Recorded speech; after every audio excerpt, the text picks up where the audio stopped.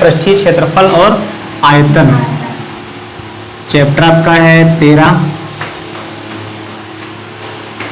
Chapter number 13। इसमें आप पढ़ेंगे पृष्ठीय क्षेत्रफल और आयतन। पृष्ठीय क्षेत्रफल और आयतन।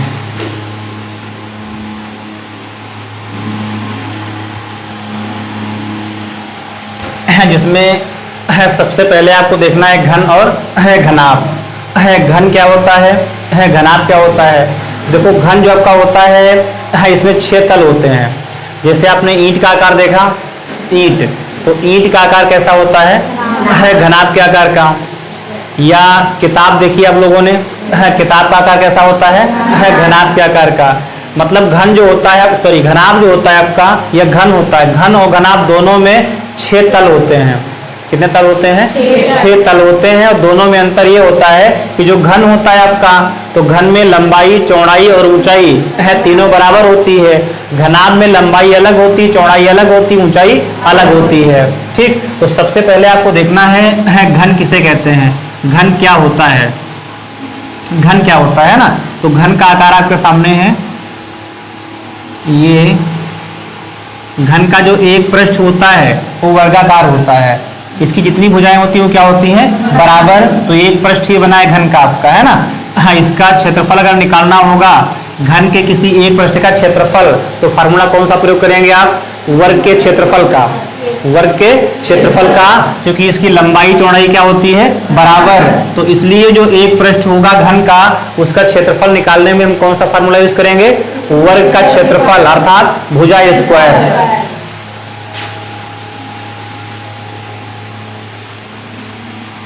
तो ये आपका हो गया घन, इसको मिला देंगे। ये आपका सामने बना हुआ है घन। इसमें ये है लंबाई और ये है चौड़ाई और ये है ऊंचाई। इसमें लंबाई, चौड़ाई और ऊंचाई है, तीनों का मान क्या होता है, बराबर। अगर L का मान B के मान के बराबर है, B का मान H के मान के बराबर है, तो इस आकार को हम क्या बोलेंगे, घन कहेंगे। ठीक, तल कितने होते हैं घन में, 6 होते हैं। कितने तल होते हैं घन में, 6 तल होते हैं। और घन का एक तल जो होता है उसका आकार कैसा होता है, तल का आकार कैसा होता है, वर्गाकार होता है। मतलब घन के एक पृष्ठ का क्षेत्रफल निकालना होगा तो कौन सा फार्मूला यूज करेंगे हम, वर्ग के क्षेत्रफल का। तो घन का अगर एक पृष्ठ निकालना है, घन का एक पृष्ठ अगर होगा तो घन का एक पृष्ठ बराबर क्या होता है, जो फार्मूला होता है वर्ग के क्षेत्रफल का, तो एक पृष्ठ हो जाएगा भुजा स्क्वायर।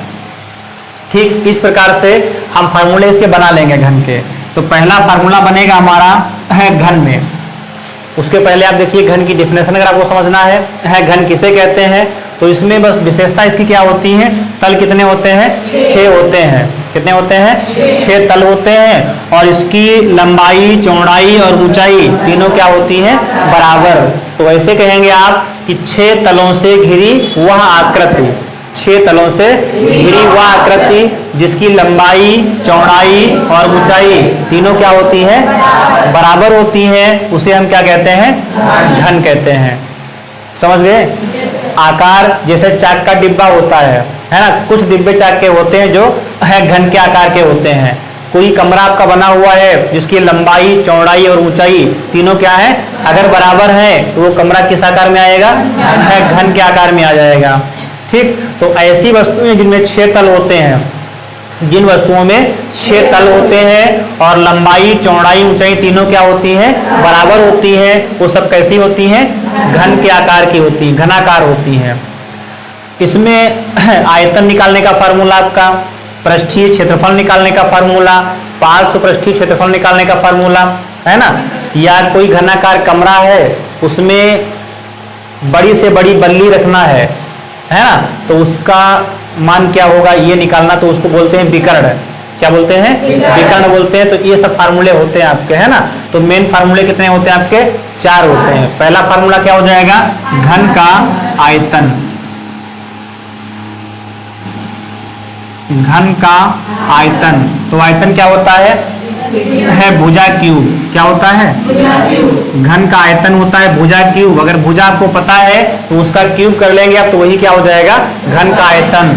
सडनली हमने मान लिया घन की भुजा कितनी है? a। घन की भुजा अगर a है तो लंबाई क्या है? भुजा ही तो होती है। तो L का मान ये हो गया और B का मान भी कितना हो जाएगा? A। और H का मान कितना हो जाएगा?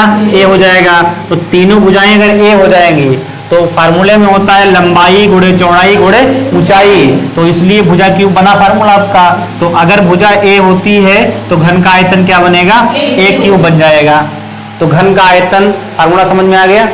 घन का आयतन क्या होता है भुजा क्यूब या a क्यूब होता है, जहां पर a क्या है? घन की भुजा, मतलब लंबाई को हो या चौड़ाई को या ऊंचाई को, तीनों बराबर होती हैं। तो अगर घन की लंबाई आपको दी होगी या चौड़ाई दी होगी या ऊंचाई दी होगी तो उसका आयतन निकल जाएगा। कोई प्रॉब्लम किसी को? समझ गए? घन का आयतन क्या होता है? भुजा क्यूब होता है। दूसरा फार्मूला आता है घन का पृष्ठीय क्षेत्रफल। घन का पृष्ठीय क्षेत्रफल ये बराबर क्या होता है? हाँ, तो देखो हमने बताया यहाँ पे कि घन जो आपका है उसमें कितने तल होते हैं? 6 तल होते हैं। और एक तल किस आकार का होता है? वर्गाकार होता है। वर्ग का क्षेत्रफल क्या होता है? भुजा स्क्वायर होता है। तो घन के एक पृष्ठ का क्षेत्रफल हो जाएगा भुजा स्क्वायर। एक का हुआ भुजा स्क्वायर, तो अगर 2 का निकालना होगा तो 2 गुणे भुजा स्क्वायर हो गया। 3 का निकालना होगा 3 गुणे भुजा स्क्वायर। और तल कितने होते हैं? 6। तो जब 6 का निकालेंगे तो क्या हो जाएगा? 6 गुणे भुजा स्क्वायर। तो ये हो गया पृष्ठीय क्षेत्रफल 6 गुणे भुजा स्क्वायर। या इसको इंप्लाइज दैट अगर भुजा को a माने हैं आप तो शॉर्ट में क्या हो जाएगा? 6a² फार्मूला आपका। ये है घन का पृष्ठीय क्षेत्रफल। पृष्ठीय बोलेगा तो यही लिखेंगे आप, अगर संपूर्ण पृष्ठीय कहता है तो भी यही फार्मूला लगेगा आपका। समझ गए चीज? तीसरा फार्मूला आपका आता है घन का विकर्ण। क्या आता है? घन का विकर्ण। तो ये बराबर क्या होता है भुजा √3 होता है। जो भुजा होती है उसका √3 गुना होता है। भुजा √3 या शॉर्ट में भुजा को a माने हैं आप तो क्या हो जाएगा? a√3 हो जाएगा। ये घन का विकर्ण हो गया। और चौथा फार्मूला आपका होता है घन का पार्श्व पृष्ठीय क्षेत्रफल। घन का पार्श्व पृष्ठीय क्षेत्रफल। पार्श्व क्या होता है? पार्श्व पृष्ठीय क्षेत्रफल। अगर आपके सामने घन रखा हुआ है तो उसमें नीचे का हिस्सा जो दिखता है? नहीं दिखता है। और जो पीछे का होगा वो दिखेगा? नहीं दिखेगा। केवल 6 तल होते हैं, उसमें से एक नीचे वाला और पीछे वाला, 2 नहीं दिखेंगे। तो कितने दिखते हैं आपको? 4। तो उन 4 का जो क्षेत्रफल हो जाता है उसको हम क्या बोलते हैं? पार्श्व पृष्ठीय क्षेत्रफल कहते हैं। तो हमको पता है कि घन का प्रत्येक पृष्ठ किस आकार का होता है? वर्ग के आकार का होता है। तो एक पृष्ठ का क्षेत्रफल बनेगा भुजा स्क्वायर। और पार्श्व पृष्ठ में कितने दिखते हैं? 4।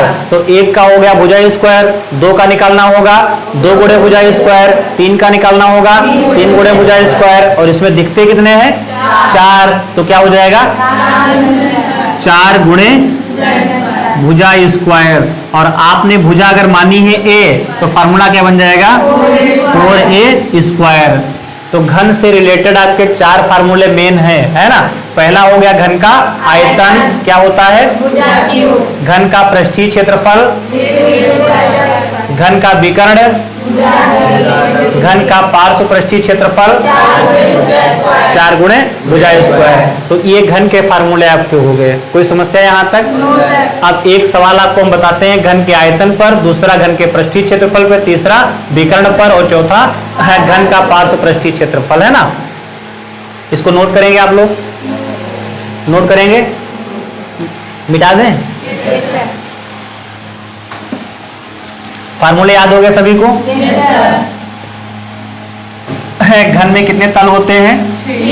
6 तल होते हैं। घन का एक तल किस आकार का होता है? वर्गाकार होता है।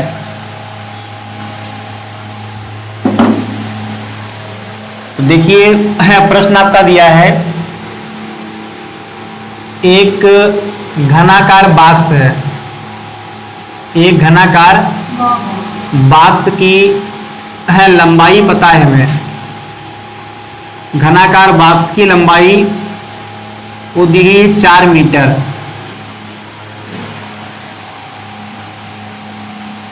इस बॉक्स का आयतन एवं विकर्ण ज्ञात कीजिए। आयतन एवं विकर्ण ज्ञात करो, है ना। तो जो भी आप सवाल लगाएंगे उसमें सबसे पहले ध्यान देंगे कि हमें क्या दिया हुआ है। तो बॉक्स का आकार कैसा यहाँ पे है, एक घनाकार बॉक्स है, उस बॉक्स की लंबाई कितनी है 4 मीटर, और बॉक्स का आयतन निकालना है आपको, है विकर्ण निकालना है। तो जो दिया है आपको पहले उसको नोट कर लेंगे आप। तो घनाकार बॉक्स की लंबाई कितनी है, हाँ, घनाकार बॉक्स की लंबाई। तो यहाँ पे आप चाहे लंबाई कहिएगा और चाहे भुजा कहिएगा, क्योंकि घन में अगर वस्तु का आकार घन के आकार का है तो घन की लंबाई, चौड़ाई और ऊंचाई तीनों क्या होती हैं, बराबर होती हैं। तो चाहे लंबाई लिखिएगा चाहे भुजा लिखिएगा, मतलब ये जो लंबाई दी है वो क्या है, भुजा ही है। तो लंबाई कितनी है 4 मीटर दी गई है, यही क्या है उसकी भुजा है। बॉक्स की भुजा पता हो गई, बॉक्स किस आकार का है, घन के आकार का। हमें निकालना क्या है, नंबर 1 बॉक्स का आयतन निकालना है। बॉक्स का आयतन, तो किसी वस्तु का आयतन निकालना हो या क्षेत्रफल निकालना हो या पृष्ठीय क्षेत्रफल निकालना हो तो उसका आकार देखते हैं कि वह वस्तु किस आकार की है। तो जो यहाँ बॉक्स बना है वो किस आकार का है, घन के आकार का है। तो जो घन का आयतन होता है वही फार्मूला बॉक्स के आयतन में लगेगा। घन का आयतन क्या होता है भुजा क्यूब होता है। तो बॉक्स का आयतन क्या हो जाएगा, भुजा क्यूब हो जाएगा बराबर में घन की भुजा कितनी दी है, हाँ, बॉक्स की लंबाई है 4, तो यही भुजा हो गई 4, इसका क्यूब हो जाएगा बराबर 4 की पावर 3 का मतलब क्या है, 4 गुणे में 3 बार लिखा है, 4 गुणे 4 और गुणे 4 गुणा करेंगे, 4 चौक 16, 16 चौको 64 हो गया। अब आयतन का मात्रक क्या होता है,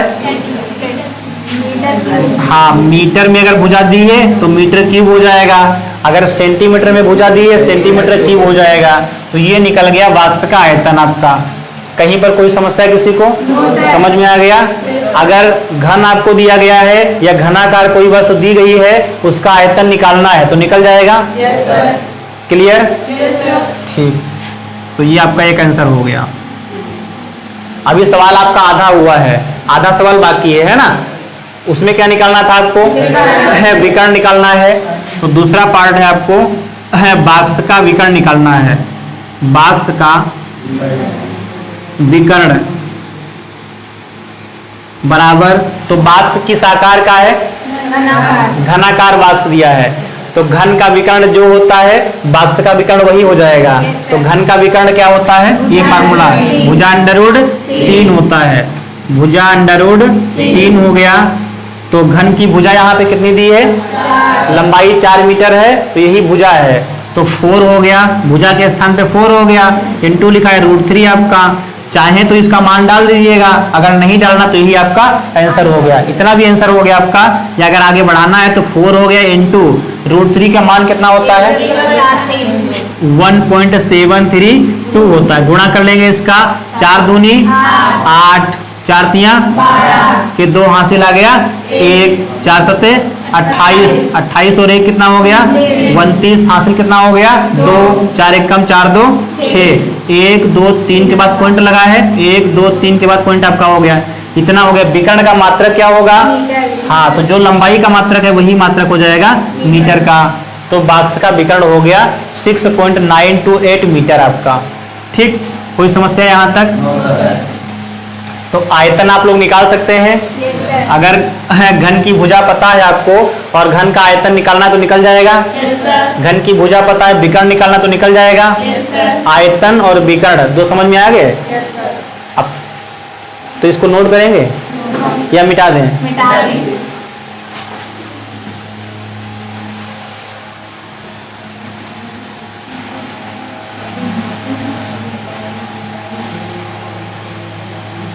अगला प्रश्न आप देखेंगे है जिसमें आपको निकालना होगा पृष्ठीय क्षेत्रफल, है ना। क्वेश्चन नंबर 2 दिया गया है,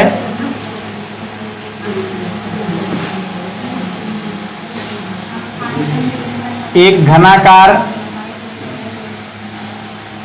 पिंड की कोर माने क्या होता है कोर कहेगा तो कोर माने भी भुजा होता है ना। एक घनाकार पिंड की कोर 11 सेंटीमीटर है। कितनी है? 11 सेंटीमीटर। इस पिंड का पार्श्व पृष्ठीय क्षेत्रफल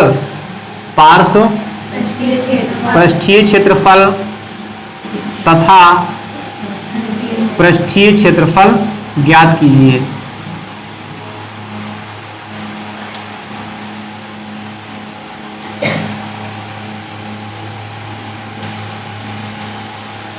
ठीक, तो यहां पर क्या दे रखा है प्रश्न में आपको? घनाकार पिंड दिया है, उसकी कोर माने भुजा पता है ना। घनाकार पिंड की भुजा कितनी दी गई है? 11 सेंटीमीटर। तो नोट कर लेंगे घनाकार पिंड की भुजा बराबर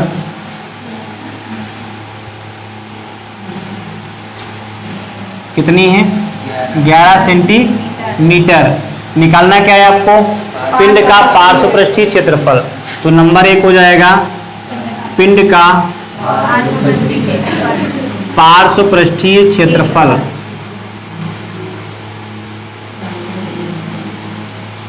तो घन का पार्श्व पृष्ठीय क्षेत्रफल क्या होता है? ये वाला है 4 गुणे भुजा स्क्वायर। तो हो जाएगा 4 गुणे भुजा स्क्वायर आपका बराबर 4 हो गया इनटू। अब घन की भुजा कितनी पता है? जो घनाकार पिंड दिया उसकी भुजा है 11 सेंटीमीटर। तो भुजा के स्थान में क्या हो जाएगा? भुजा का स्क्वायर होता है, तो 11 का स्क्वायर हो गया बराबर 4 हो गया इनटू 11 स्क्वायर का मान 121 हो गया। 121 का 4 से गुणा करेंगे कितना आएगा? देखो, हाँ 21 चौकू 84 हो गया, 4 एकम 400 हो गया, 484 आ गया। ठीक, मात्रक क्या हो जाएगा? क्षेत्रफल का मात्रक स्क्वायर में होता है। तो सेंटीमीटर यहाँ पे दिया है, तो सेंटीमीटर पे क्या लग जाएगा? स्क्वायर लग जाएगा। ठीक, तो आप अगर आपको घनाकार पिंड दिया है या कोई घनाकार वस्तु दी गई है, उसका पार्श्व पृष्ठीय क्षेत्रफल निकालना है तो निकाल सकते हैं आप लोग। कोई समस्या है किसी को? दूसरा पार्ट क्या दिया है आपका, इसका देखिएगा है। दूसरे पार्ट में कहता है पृष्ठीय क्षेत्रफल। तो पृष्ठीय बोलेगा या संपूर्ण पृष्ठीय कहेगा तो वो एक ही होता है आपका। पिंड कैसा है?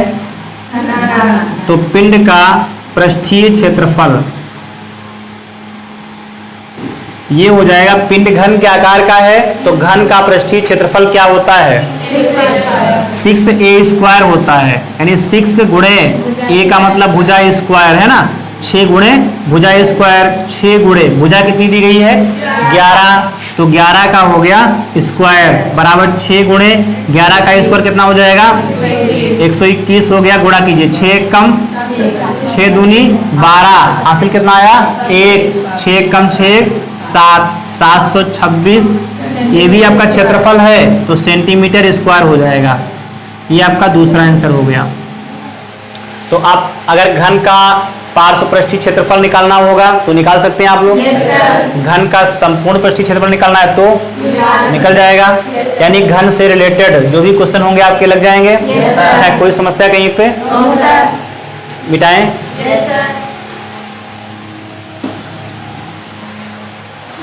तो ये आपका हो गया है घन। अब आगे आपको देखना है घनाभ। घन के बाद क्या आता है घनाभ देखना है आपको। ये फार्मूले सब मिटा रहे हैं हम, ठीक है। अभी इसमें लिखेंगे है घनाभ के फार्मूले। देखो घनाभ जो होता है आपका हो बिल्कुल है घन से मिलता हुआ होता है।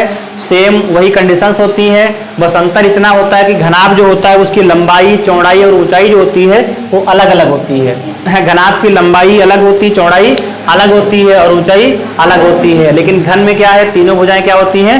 बराबर होती हैं। तो अब इसका एग्जांपल जैसे आप देख रहे हैं ईंट का टुकड़ा आपका है ना, जो ईंट होती है तो ईंट किस आकार की होती है? ईंट की लंबाई और ईंट की चौड़ाई, ईंट की ऊंचाई तीनों क्या होती हैं? अलग अलग होती हैं। तो ईंट का आकार कैसा हो जाएगा? घनाभ के आकार का। इसमें भी 6 तल होते हैं, जैसे घन में 6 तल होते हैं वैसे घनाभ में तल कितने होते हैं? 6 होते हैं। जो घनाभ होता है आपका इसमें तल कितने होते हैं? 6 तल होते हैं। और एक तल जो होता है वो किस आकार का होता है? एक तल का आकार कैसा होता है? ये आयताकार होता है। कैसा होता है? हाँ, ध्यान रखिएगा, जो घन होता है उसमें होता है वर्गाकार, लेकिन घनाभ का जो एक तल होता है, एक पृष्ठ, उसका आकार कैसा होता है? आयताकार होता है। कैसा होता है? आयताकार। तो आयत का क्षेत्रफल क्या होता है? लंबाई गुणे चौड़ाई होता है ना। तो इसमें जब आयत का क्षेत्रफल लंबाई गुणे चौड़ाई होता है तो अगर एक पृष्ठ का क्षेत्रफल निकालना होगा घनाभ में तो कभी हो जाएगा लंबाई गुणे चौड़ाई आपका, कभी चौड़ाई गुणे ऊंचाई बनेगा, कभी ऊंचाई गुणे लंबाई बनेगा, क्योंकि इसमें 3 भुजाएं आपकी जो होती हैं उन तीनों में से कौन सा पृष्ठ किससे बना है, उन 2 भुजाओं के गुणा के बराबर होगा उसका क्षेत्रफल। ठीक, तो जिस भी पृष्ठ का क्षेत्रफल निकालना होगा सबका बराबर नहीं आएगा, सबका इसमें अलग अलग आएगा, है ना। जबकि वर्ग में उसमें घन में क्या होता है? प्रत्येक सतह का क्षेत्रफल क्या होता है? बराबर। इसको बनाएंगे हम आयत की सहायता से, है ना। ये कैसा आकार बन गया आपका? आयताकार आकार है। तो ऐसा ही दूसरा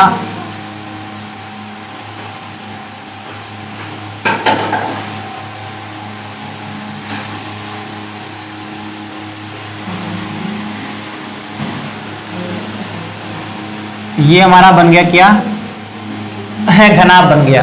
देखो अभी घन बनाए थे हम, घन में घनाभ में कोई अंतर लग रहा है? लग रहा है अंतर, है ना। उसमें लग रहा था कि उसकी लंबाई जो थी और ऊंचाई जो थी बराबर थी, लंबाई चौड़ाई ऊंचाई क्या थी? बराबर थी। लेकिन इसमें क्या लग रहा है? लंबाई कुछ और है, चौड़ाई कुछ और है, ऊंचाई कुछ और है। ये यहाँ पे लंबाई है, इसको क्या बोलते हैं? लंबाई कहते हैं। और ये क्या है? ये चौड़ाई है। और ये क्या है? ऊंचाई है। तो इसमें लंबाई चौड़ाई ऊंचाई तीनों क्या होती हैं? अलग अलग होती है। लंबाई बराबर नहीं होती है चौड़ाई के, चौड़ाई बराबर नहीं होती है ऊंचाई के। लेकिन ध्यान रखेंगे, हमने कहा है कि लंबाई चौड़ाई ऊंचाई बराबर नहीं होती है, लेकिन कभी कभी ऐसा घनाभ मिलेगा जिसकी लंबाई और चौड़ाई बराबर होगी। ठीक, मतलब 2 भुजाएं बराबर हो सकती हैं, तीनों बराबर नहीं होंगी। ध्यान रखेंगे आप कि घनाभ में 2 भुजाएं बराबर हो सकती हैं लेकिन तीनों भुजाएं बराबर नहीं होंगी। अगर तीनों बराबर हो गई तो क्या बन गया? तो घन बन जाएगा। इसलिए अगर 2 भुजाएं बराबर हैं और एक बराबर नहीं है तो वो भी क्या हो जाएगा? आपका घनाभ। ठीक, इसमें भी आपके वही 4 फार्मूले होते हैं। पहला फार्मूला क्या होता है?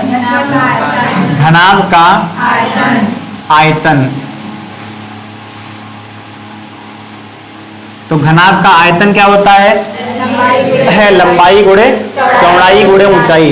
जैसे ये डस्टर है मान लीजिएगा, ये घनाभ के आकार का है, इसकी लंबाई ज्यादा है, चौड़ाई कम है, ऊंचाई और कम है ना। तो इसमें लंबाई चौड़ाई ऊंचाई और तीनों अलग अलग भुजाएं दी गई हैं। तो अब इसका आयतन हमें निकालना होगा। तो कैसे निकालते हैं?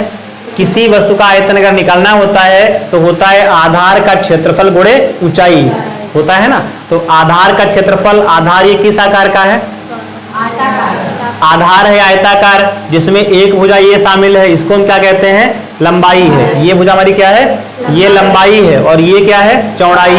ये लंबाई है और ये क्या है? चौड़ाई है। और ये क्या है? ये ऊंचाई है। तो जो आधार हमारा है उसमें कौन कौन भुजाएं शामिल है? देखिएगा, लंबाई शामिल है, चौड़ाई शामिल है ना। तो जब हम आधार का क्षेत्रफल निकालेंगे तो क्या लगाएंगे? लंबाई गुणे चौड़ाई हो गया। तो आधार का क्षेत्रफल गुणे ऊंचाई हो जाएगा फार्मूला आपका। आयतन का फार्मूला क्या होता है? आधार का क्षेत्रफल गुणे ऊंचाई। तो आधार में हो गया लंबाई गुणे चौड़ाई, तो L गुणे V, ये क्या निकल गया आपका? ये हो गया आधार का क्षेत्रफल। और क्षेत्रफल का अगर ऊंचाई से गुणा कर देंगे तो क्या बन जाएगा? आयतन। और आयतन ही निकालना है तो गुणा कर दिया ऊंचाई से, यानी घनाभ का आयतन जो है वो क्या बन गया आपका? LVH। क्या बन गया? LVH हो गया। समझ गए? दूसरा फार्मूला इसका आएगा आपका घनाभ का पृष्ठीय क्षेत्रफल।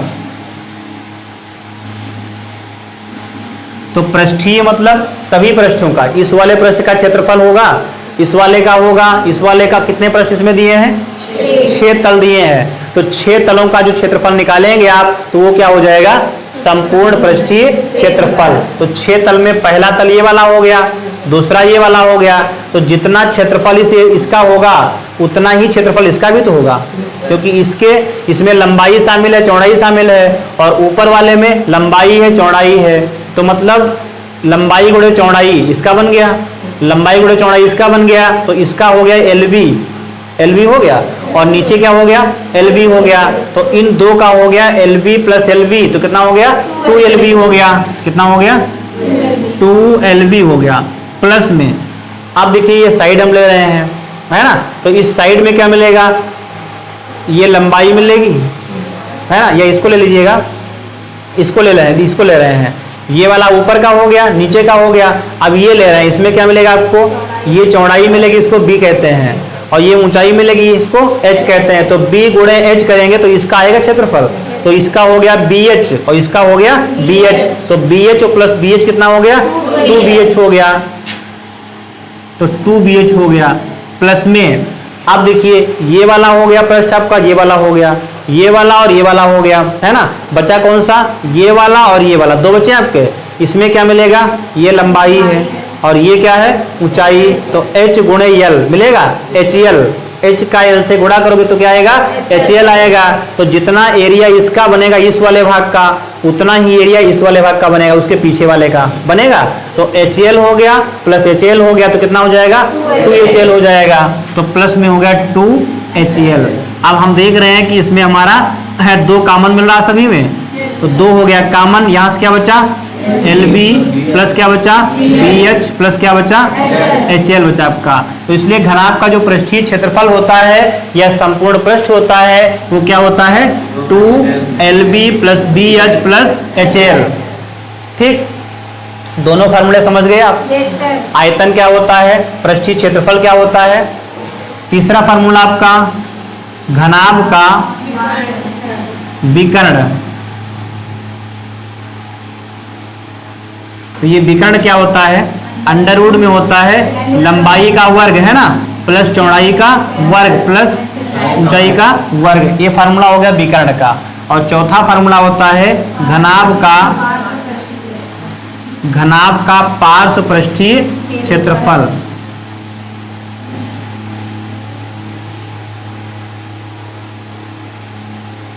बराबर ये क्या होता है पार्श्व पृष्ठीय, ये होता है परिमाप गुणे ऊंचाई। क्या होता है परिमाप गुणे ऊंचाई होता है, बराबर। अब आपको परिमाप निकालना है, तो पता है कि ये जो घनाभ होता है किस आकार का होता है? आयताकार होता है। तो इसमें परिमाप निकालेंगे तो हो जाएगा 2 गुणे लंबाई प्लस चौड़ाई हो जाएगा। तो 2 इंटू L प्लस B हो गया, गुणा काहे से हो जाएगा? H से। तो 2L plus B into H, ये क्या बन गया? घनाभ का पार्श्व पृष्ठीय क्षेत्रफल बन गया आपका। चारों फार्मूले समझ गए घनाभ के। घनाभ क्या होता है? इसमें कितने तल होते हैं? 6 तल होते हैं। प्रत्येक की लंबाई चौड़ाई ऊंचाई क्या होती है? अलग अलग होती है ना। घनाभ में लंबाई चौड़ाई ऊंचाई क्या होती है? अलग अलग होती है। 2 भुजाएं बराबर हो सकती हैं या नहीं हो सकती हैं? घनाभ में तीनों भुजाएं बराबर हो सकती हैं? नहीं होंगी, है ना। अगर तीनों बराबर हो जाएंगे तो क्या बन जाएगा? तो घन बन जाएगा। इसलिए घनाभ में कोई 2 भुजाएं बराबर हो सकती हैं, वैसे तीनों बराबर नहीं होती हैं तो घनाभ है। अगर 2 बराबर हैं, 1 बराबर नहीं है, डिफरेंस है ना, तो क्या है? तो भी घनाभ है। लेकिन तीनों बराबर अगर हो जाएंगे तो घनाभ नहीं रहेगा, तो क्या बन जाएगा? तो घन बन जाएगा। ठीक, समझ के घनाभ क्या होता है, घन क्या होता है, घनाभ क्या होता है, दोनों में अंतर समझ में आया है। घन में क्या होता है? तल इसमें भी कितने होते हैं? 6। कितने होते हैं? घन में भी कितने तल होते हैं? 6 तल होते हैं। तुमने 2 बोल दिया। तल कितने होते हैं? घन में भी 6 तल होते हैं और घनाभ में भी कितने होते हैं? 6 तल होते हैं। तलों की संख्या दोनों में बराबर होती है ना। लेकिन जो घन होता है इसके एक पृष्ठ का आकार कैसा होता है? इसके पृष्ठ का आकार होता है वर्ग के आकार का, और इसमें क्या होता है?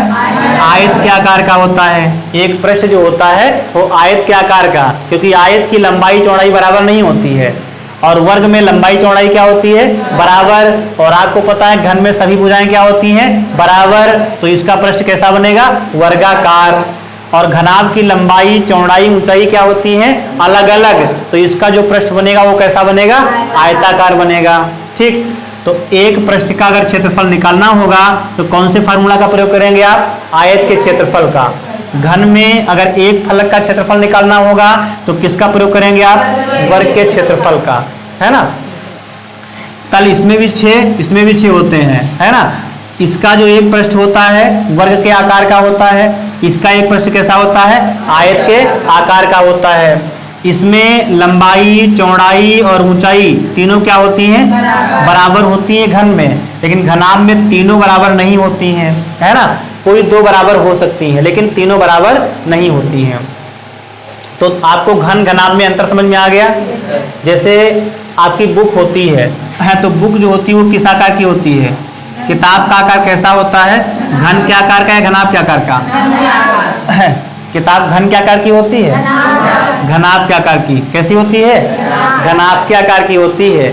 किताब की लंबाई चौड़ाई ऊंचाई बराबर होती है। किताब मेज पर रखिएगा तो जितनी लंबी होती है उतनी ही मोटी होती है। ऊंचाई वहाँ पे क्या है? किताब में ऊंचाई जो है मोटाई के बराबर होती है, तो ऊंचाई कम होती है, चौड़ाई भी क्या होती है? कम होती है, लंबाई ज़्यादा होती है। तो जो घनाभ होता है उसकी लंबाई चौड़ाई ऊंचाई क्या होती है? अलग अलग होती है। इसलिए किताब जो हमारी है वो किस आकार की होती है? घनाभ के आकार की होती है। ठीक, तो घन घनाभ में अंतर समझ में आ गया। घन के सभी फार्मूले समझ गए, घनाभ के सभी फार्मूले समझ गए। कोई समस्या? घन घनाभ में कोई समस्या किसी को? अब तो इसके सवाल बताएं आपको, है ना। देखिए एक दो सवाल बताते हैं घनाभ के।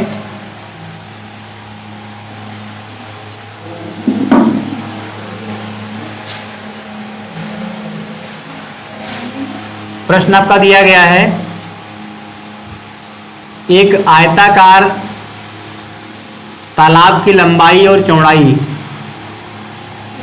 आयताकार है तालाब की लंबाई और चौड़ाई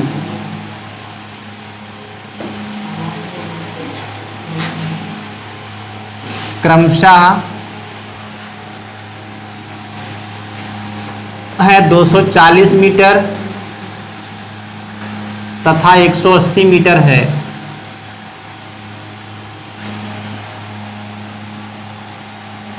इस तालाब से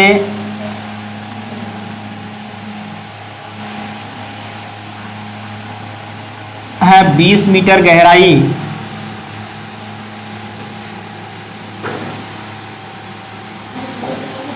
तक की मिट्टी निकालकर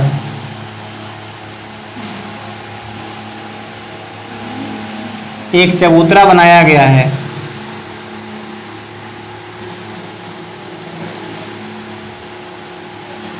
चबूतरा है बनाया गया है, चबूतरे में लगी मिट्टी का आयतन कितना होगा? चबूतरे में लगी मिट्टी का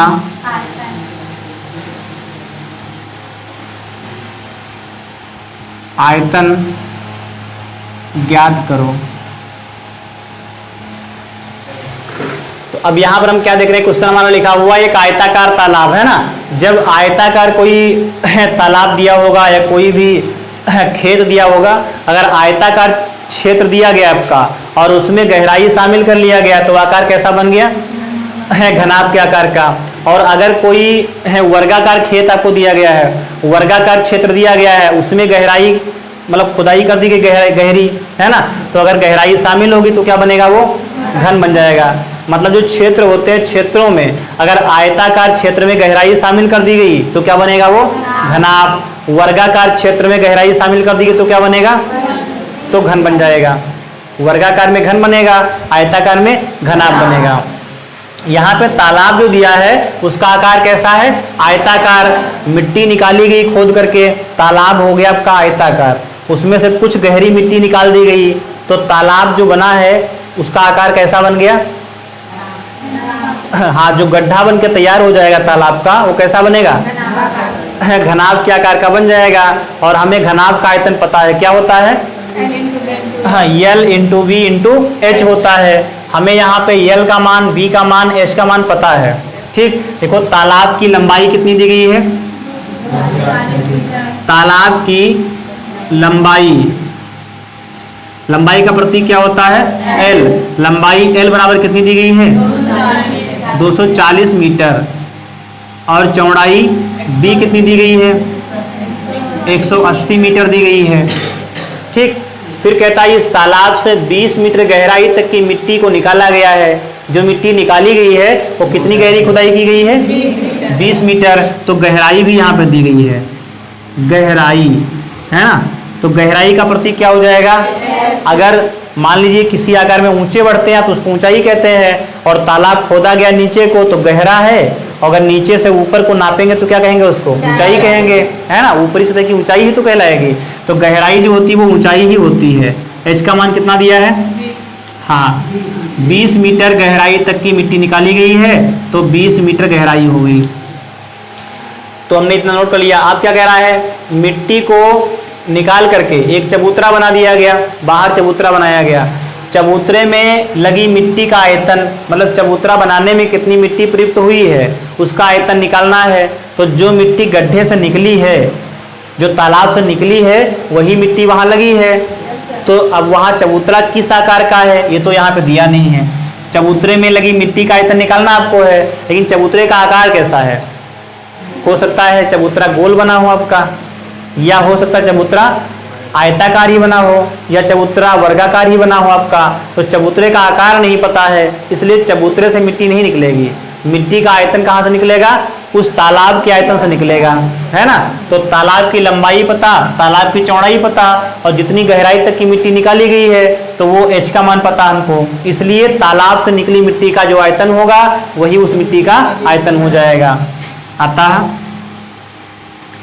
तालाब से निकली मिट्टी का आयतन, तालाब से निकली मिट्टी का आयतन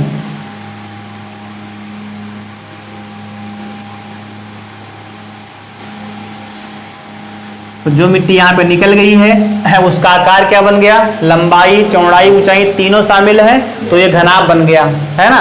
तो घनाभ का आयतन क्या होता है? LBH होता है, बराबर L की वैल्यू कितनी दी गई है? 240, गुणा में V कितना दिया है? 180, गुणा में H कितना दिया है? 20 दिया है, बराबर गुणा करेंगे तो 1 2 है, 0 आपके बन गए 2, है ना। और 18 चौक 72 के 2 हो गया हासिल, 7 आया। 18 दूना 36, 36 और 7 कितना हो गया? 43 हो गया। ये समझ गए गुणा? 1 0 हमने ये वाला लिया, 1 0 ये लिया, ठीक, 2 0 हो गए, और फिर 18 से सीधे गुणा कर दिया। 18 चौक 72 के 2 हो गए, हासिल कितना आ गया? 7। 18 दूना 36 और 7 43 हो गया, तो 43,200 आ गया। फिर गुणे में कितना लिखा आगे?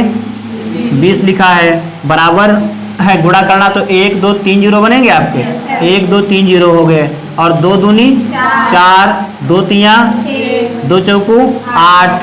पढ़ने कितना लिखा है? इकाई, दहाई, सैकड़ा, हजार, 10,000, लाख, है ना। 8,64,000। अब इसका मात्रक क्या आएगा?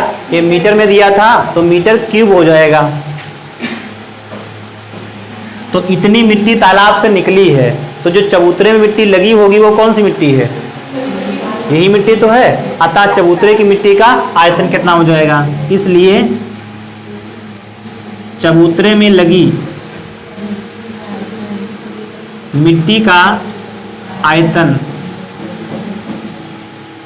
बराबर कितना हो जाएगा? जो मिट्टी तालाब से निकली है उसी से बनाया गया चबूतरा, है ना। तो चबूतरे का आकार कुछ भी हो आपका उससे मतलब नहीं है। चबूतरे में लगी मिट्टी का आयतन क्या हो जाएगा? 8,64,000 घन मीटर। यही आपका आंसर हो गया। ठीक है, कोई समस्या है यहाँ पर? बोलो। आयतन निकालने में कोई समस्या है किसी को? अच्छा, कब आयतन निकालना होगा पहचान सकते हैं आप? जैसे कोई आप एक क्वेश्चन दिया गया है, मान लीजिए कि एक कमरा दिया गया है, उस कमरे की लंबाई पता है, चौड़ाई पता है, ऊंचाई पता है, ठीक, और उस कमरे में एक व्यक्ति अगर निवास करता है तो उस व्यक्ति को 150 घन मीटर हवा की आवश्यकता है। इसको नोट तो करना नहीं, क्वेश्चन को समझ में आ गया ये वाला है ना? तो ऐसा क्वेश्चन हुआ आपका तो और लग जाएंगे। ठीक, देखिएगा, अगर एक व्यक्ति उस कमरे में निवास कर रहा है तो उस कमरे को उस व्यक्ति को 150 घन मीटर हवा की आवश्यकता है। एक व्यक्ति के कमरे में रहेगा तो उसको चाहिए, आप लोग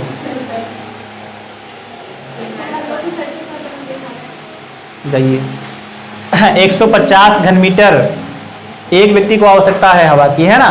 तो उस कमरे में कितने लोग निवास कर सकते हैं? तो उस कमरे का जो आयतन होगा, आपका आयतन निकालेंगे आप, क्योंकि ये हवा का आयतन ही दिया है। एक व्यक्ति इतने हवा के आयतन में रह सकता है। अगर कमरे में 150 घन मीटर हवा है तो उसमें कितने लोग रह सकते हैं? एक व्यक्ति रहेगा। अगर कमरे का आयतन निकाला आपने 300 आ गया तो कितने लोग रहेंगे वहां पे? 2 लोग रह सकते हैं। यदि कमरे का आयतन आ गया 450 तो कितने लोग? 450, 150 तिया 450, कितने लोग रह सकते हैं? 3 लोग रह सकते हैं। तो अगर हमको कमरे की लंबाई, चौड़ाई और ऊंचाई पता है और फिर प्रश्न ये बोल रहा है कि उस कमरे में रहने के लिए एक व्यक्ति को 150 घन मीटर हवा की आवश्यकता है, तो उस कमरे में कितने व्यक्ति रह सकते हैं? तो बस आयतन निकाल करके उसको हम जितना एक व्यक्ति को एयर की आवश्यकता होगी उससे क्या कर लेंगे? डिवाइड कर देंगे, बस व्यक्तियों की संख्या निकल आएगी। ठीक, इसमें कोई समस्या यहाँ तक? अब आपको कोई कमरा दिया गया है, उस कमरे में लंबाई पता है, चौड़ाई पता है, ऊंचाई पता है, तीनों अलग अलग हैं। कमरे की लंबाई, चौड़ाई और ऊंचाई तीनों अलग अलग हैं। उस कमरे में कहता है कि अधिकतम लंबाई की बल्ली रखना है, उसकी लंबाई ज्ञात करो। तो क्या निकालना होगा? है विकर्ण निकालना होगा। क्या निकालेंगे आप? है विकर्ण, क्योंकि कमरे में सबसे अधिकतम लंबाई कौन होती है? कोने से कोने को होती है ना, और उसको हम क्या बोलते हैं? है विकर्ण कहते हैं। ठीक, उस कोने से इस कोने को, वही तो विकर्ण होता है, वही बनेगा। विकर्ण जो होता है उस कोने से इस कोने को क्या होता है? उसको ही विकर्ण कहते हैं। ठीक, जैसे कि मान लीजिएगा आपका ये बनाया गया त्रिभुज आपका, तो आपने देखा क्या ये तो लंबाई चौड़ाई होती नहीं, कोने से कोने को है नहीं है, एक कोना ऊपर का एक कोना के नीचे का है, इसको ही क्या कहते हैं? विकर्ण कहते हैं। ठीक, तो अगर अधिकतम लंबाई की बल्ली कमरे में रखना है तो क्या निकालना होगा? है विकर्ण निकालना होगा। ठीक, अगर कोई कमरा ही दिया है आपका, मान लीजिएगा, या है कोई घनाभ के आकार का बॉक्स दिया गया है, उस बॉक्स को पेंट करना है, तो पेंट करने में कितनी मालूम पेंट करने में कितना खर्च आएगा, जबकि ये कहता है कि 2 रुपया प्रति वर्ग मीटर के दर से खर्च पड़ता है ना? तो अगर आपको निकालना है पेंट करने के लिए कि पेंट करने में कितना खर्च आएगा, तो क्या निकालना पड़ेगा? आयतन नहीं निकालना पड़ेगा। क्या निकालेंगे? हाँ, जो बॉक्स होगा आपका, उस बॉक्स में ये घनाभ के आकार का बॉक्स हो गया, बॉक्स में पेंट करना है बाहर से आपको, मान लीजिएगा, तो बाहर आप यहाँ पेंट करेंगे, यहाँ पेंट करेंगे, ये पेंट हो जाएगी, ये चारों ओर हो जाएगी, सॉरी 6 तरफ, है ना? तो ये 6 तल आपके हैं, तो 6 तलों का जो एरिया बनेगा उसको हम क्या बोलेंगे? 6 तलों का जो एरिया बनेगा उसे क्या बोलेंगे? पृष्ठीय क्षेत्रफल बोलेंगे, है ना? यानी 2 गुणे LP plus BH plus HL, तो पृष्ठीय क्षेत्रफल निकालना होगा। अगर पेंटिंग का कार्य किया जाता है किसी बॉक्स के ऊपर, है ना, तो उसमें क्या निकालना पड़ेगा? है पृष्ठीय क्षेत्रफल निकालना पड़ेगा। तो घन और घनाभ समझ में आ गया? क्वेश्चन इसमें से और बताएं या समझ गए? इसको यहीं पे रोक रहे हैं, है ना? तो घन और घनाभ आपका ये 2 चीजें वो कंप्लीट हो गई। कोई समस्या है इसमें? ठीक, तो आगे बढ़ते हैं। अब इसके बाद आपका आता है बेलन। ये घन घनाभ हो गया आपका, तो घन और घनाभ के बाद क्या आएगा आपका? है बेलन आएगा।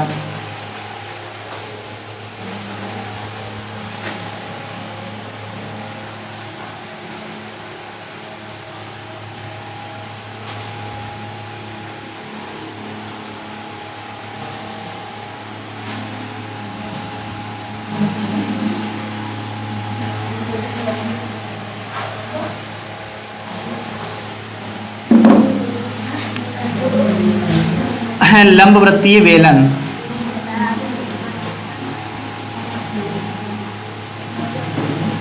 लंबवृत्तीय क्यों कहते हैं? बेलन जो होता है उसको लंबवृत्तीय के होते हैं कहते हैं। लंब मतलब है उसमें लंबाई होती है ना, और वृत्तीय मतलब जो आधार का क्षेत्रफल होता है, आधार जो होता है वो कैसा होता है? वृत्त के आकार का होता है, इसलिए बोलते हैं लंबवृत्तीय बेलन। ठीक, बेलन का जो आधार होता है वो कैसा होता है? वृत्त के आकार का होता है। बेलन का आधार वृत्त के आकार का होता है, इसलिए उसको क्या बोलेंगे? वृत्तीय कहते हैं, और लंबाई भी शामिल होती है तो लंबवृत्तीय कहते हैं। तो बेलन का जो आकार होता है वो कैसा होता है? लंबवृत्तीय होता है। ठीक,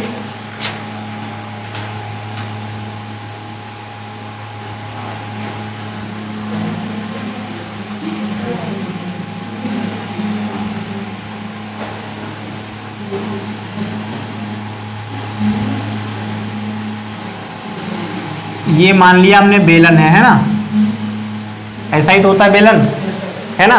कोई पाइप अगर दिया गया आपका तो पाइप का आकार कैसा होता है? बेलन के आकार का होता है। इसको क्या बोलेंगे? ऊंचाई कहते हैं। ये है बेलन की ऊंचाई, या इसको लंबाई कह सकते हैं आप, है ना। अगर बेलन खड़ा हो गया तो इसमें क्या बोलेंगे? इतना ऊंचा बेलन हो गया, है ना। और अगर बेलन पड़ा है तो उसमें क्या बोलेंगे? इतना लंबा बेलन है। तो लंबाई और ऊंचाई जो होती है वो क्या होती है? एक ही होती है। फिर ये यहाँ से लेकर के यहाँ तक का क्या होता है?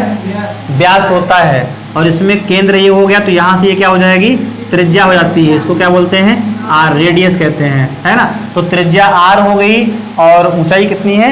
एच हो गई। तो हमको पता है बेलन का आधार किस आकार का होता है? वृत्त के आकार का होता है। तो आधार का क्षेत्रफल क्या हो जाएगा? जो क्षेत्रफल वृत्त का होता है, वृत्त का क्षेत्रफल क्या होता है? पाई आर स्क्वायर। क्या होता है? वृत्त का क्षेत्रफल पाई आर स्क्वायर होता है। तो आधार का क्षेत्रफल क्या हो गया? पाई आर स्क्वायर हो गया।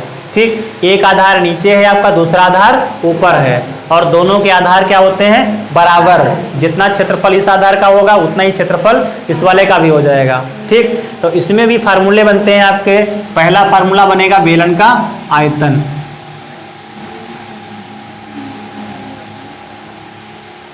बेलन का आयतन बराबर क्या होता है? अभी बताया था आपको कि कोई क्षेत्र आयतन निकालना होता है तो क्षेत्रफल का ऊंचाई से गुणा कर लेते हैं। तो इसमें भी हो जाएगा आधार का क्षेत्रफल और गुणा में क्या हो जाएगा? ऊंचाई। अगर आधार के क्षेत्रफल का ऊंचाई से गुणा करते हैं आप तो क्या आएगा? आयतन आएगा। बराबर में आधार का क्षेत्रफल कितना दिया है? पाई आर स्क्वायर। क्या दिया है? पाई आर स्क्वायर दिया है। 2 पाई आर क्या होता है? वो भी होता है 2 पाई आर होता है, लेकिन क्षेत्रफल नहीं होता है। 2 पाई आर क्या होती है? परिधि कहते हैं या परिमाप कहते हैं, है ना। वृत्त का परिमाप या परिधि कितनी होती है? 2 पाई आर होती है। इसका भी प्रयोग होगा, अभी याद रखिएगा। अभी इस फार्मूला अगला जो बनेगा आपका उसमें यही आएगा। देखिए, आधार का क्षेत्रफल, आधार होता है वृत्ताकार, और वृत्त का क्षेत्रफल क्या होता है? पाई आर स्क्वायर। तो आधार का क्षेत्रफल हो गया पाई आर स्क्वायर, और गुणे में ऊंचाई कितनी बेलन की हम माने हैं? एच माने हैं। तो हो गया पाई आर स्क्वायर एच। ये क्या बन गया? बेलन का आयतन। समझ गए? बेलन का आयतन क्या होता है? पाई आर स्क्वायर एच होता है। दूसरा फार्मूला आपका बेलन में आता है वक्र पृष्ठ का। क्या आता है? बेलन का वक्र पृष्ठ। वक्र पृष्ठ क्या होता है? जो ऊपरी पृष्ठ होता है। देखो आपका ये मार्कर है, ये किस आकार का है? बेलन के आकार का बना हुआ है ना। तो इसमें जो ये वाला पोर्शन है, ऊपर वाला ये वाला जो दिख रहा है ना, तो इसका जो एरिया होता है, इसके एरिया को हम क्या बोलते हैं? ऊपरी पृष्ठ कहते हैं, वक्र पृष्ठ कहते हैं। इसमें ये वाला भाग नहीं शामिल है, ये वाला भाग नहीं शामिल है। ये आधार है आपका, ये वाला आधार है। ठीक, तो ये दोनों भाग इसमें शामिल हैं। वक्र पृष्ठ में ये शामिल होता है? नहीं। ये वाला नहीं। ये आधार है, ये आधार है, तो ये दोनों क्षेत्रफल शामिल नहीं होते हैं। केवल जो ये वाला भाग होता है इसको क्या बोलते हैं? वक्र पृष्ठ कहते हैं। ठीक, तो वक्र पृष्ठ क्या होता है? इसको निकालने के लिए है परिमाप गुणे ऊंचाई।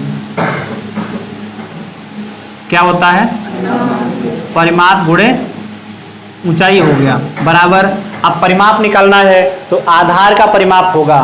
परिमाप किसका होगा? आधार का। और आधार कैसा होता है? वृत्त के आकार का। तो वृत्त का परिमाप क्या होता है? 2 पाई आर होता है। तो 2 पाई आर हो गया और गुणा में कितना हो जाएगा? h हो जाएगा। गुणा करने में कितना आ जाएगा? 2 पाई आर एच। तो ये बन गया आपका बेलन का वक्र पृष्ठ। ध्यान रहेगा। आयतन होता है आधार का क्षेत्रफल गुणे ऊंचाई। आधार के क्षेत्रफल को ऊंचाई से गुणा करेंगे तो क्या निकलेगा? आयतन। और आधार के परिमाप को ऊंचाई से गुणा करेंगे तो क्या आएगा? वक्र पृष्ठ आ जाएगा। ठीक। तीसरा फार्मूला होता है बेलन में संपूर्ण पृष्ठ का। बेलन का संपूर्ण पृष्ठ। संपूर्ण पृष्ठ क्या होता है? जितने पृष्ठ होते हैं सबका क्षेत्रफल, है ना। ये मार्कर बेलनाकार आपका हो गया। इसमें एक पृष्ठ तो ये वाला हो गया, इसको हम क्या बोलेंगे? ये वाला हो गया वक्र पृष्ठ आपका। ये है आधार का क्षेत्रफल, ये है आधार का क्षेत्रफल। कितने आधार हैं बेलन में? 2 आधार हैं, दोनों बराबर होते हैं। और एक का क्षेत्रफल कितना होता है? पाई आर स्क्वायर। तो 2 का कितना हो जाएगा? 2 पाई आर स्क्वायर। तो 2 आधारों के क्षेत्रफल में वक्र पृष्ठ को जोड़ दें तो क्या बनेगा? संपूर्ण पृष्ठ, है ना। अर्थात बेलन का संपूर्ण पृष्ठ क्या होता है? तो ये होता है आपका 2 आधारों के क्षेत्रफल, है ना। और प्लस में क्या हो जाएगा? वक्र पृष्ठ। वक्र पृष्ठ हो गया और प्लस क्या जोड़ दें इसमें? 2 आधारों के क्षेत्रफल। तो 2 गुणे आधार का क्षेत्रफल हो जाएगा बराबर। वक्र पृष्ठ में निकाल चुके हैं अभी। बेलन का वक्र पृष्ठ क्या होता है? 2 पाई आर एच, वही डाल दिया। प्लस में 2 हो गया। आधार का क्षेत्रफल ये लिखा हुआ है, कितना होता है? पाई आर स्क्वायर होता है। तो पाई आर स्क्वायर हो गया। अब इनमें कॉमन मिल रहा है कुछ, दोनों में क्या मिल रहा है? 2 पाई आर कॉमन हो गया। ब्रैकेट लगा देंगे, यहाँ से क्या बच गया? h बच गया। प्लस में यहाँ क्या बच गया? r बच गया। फार्मूला बन गया 2 pi r h plus are. क्या बन गया? 2 pi r h plus are. ये क्या हो गया? बेलन का संपूर्ण पृष्ठ। तो इस प्रकार से बेलन के 3 फार्मूले बन गए आपके, है ना। पहला फार्मूला क्या बन गया? बेलन का आयतन क्या होता है? बेलन का वक्र पृष्ठ, बेलन का संपूर्ण पृष्ठ, 2 pi r h plus r. 2 pi r h plus r. लेकिन ध्यान रखेंगे 2 pi r h plus r मतलब बीच में क्या है? गुणा का निशान लगा, ब्रैकेट लगा, है ना। तो कहने में ऐसे याद करेंगे आप 2 pi r h plus are. थोड़ा स्टॉप लेते हैं हम। 2 pi r h plus are, इसका मतलब कि कुछ है बीच में, है ना।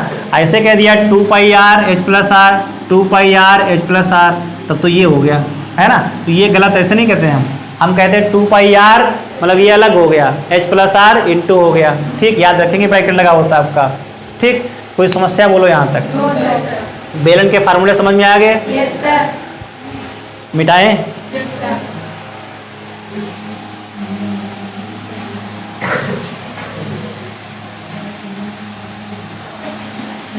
आप देखिए बेलन पर आपको सवाल दे रहे हैं, है ना। बेलन के आधार का क्षेत्रफल पता है हमको और बेलन की ऊंचाई पता है, तो उस बेलन का आयतन क्या होगा? निकल जाएगा? बोलो। क्वेश्चन आपका ये है किसी बेलन के आधार का क्षेत्रफल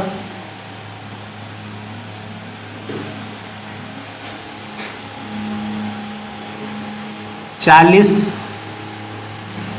वर्ग सेंटीमीटर है। यदि इसकी ऊंचाई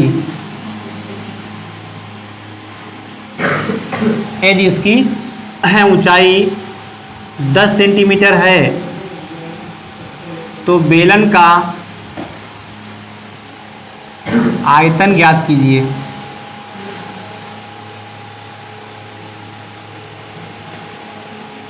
लग जाएगा? क्यों? Yes sir. बेलन के आधार का क्षेत्रफल दिया है 40 वर्ग सेंटीमीटर और ऊंचाई कितनी दी गई है? 10 सेंटीमीटर। तो बेलन का आयतन क्या होगा? सिंपल क्वेश्चन है, क्या हो जाएगा? Pi r square h. Pi r square का मान यहाँ पे कितना दिया है?